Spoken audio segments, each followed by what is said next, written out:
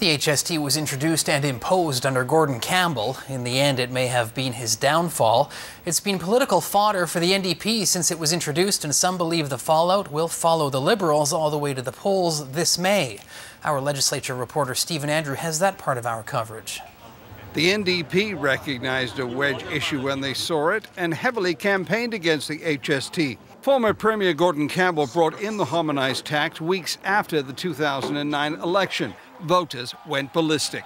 No HST! Former Socret Premier Bill Vander Zalm led an army of volunteers gathering enough signatures to force a referendum on the tax. But even before the votes were counted, the political writing was on the wall and the Premier was forced to resign. It's time for a new person to lead the province. But even with a new leader in place, it's taken more than 2 years to return to the PST. The government was stretching it out because they were bringing in lots of revenue for themselves.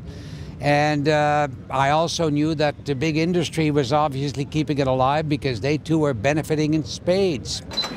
The government says logistics and a need to revise the complicated PST laws are to blame for the delay. So you have to, I think, when you're bringing in those kind of changes, respect the voters, and that didn't happen in this case. And the Liberals, of course, have paid a price for it, but more importantly, the economy and the voters and small businesses paid a price.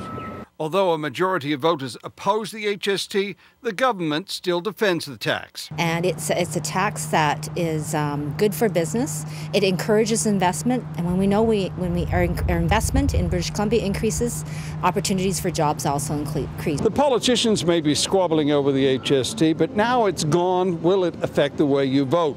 For most people that we spoke to in downtown Victoria today, they don't really care.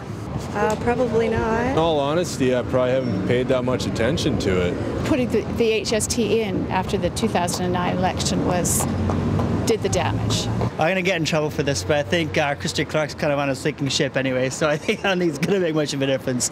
And he may be right. A few pennies off the tax bill may not translate into more votes at the ballot box come May. Stephen Andrew, CTV News, Victoria.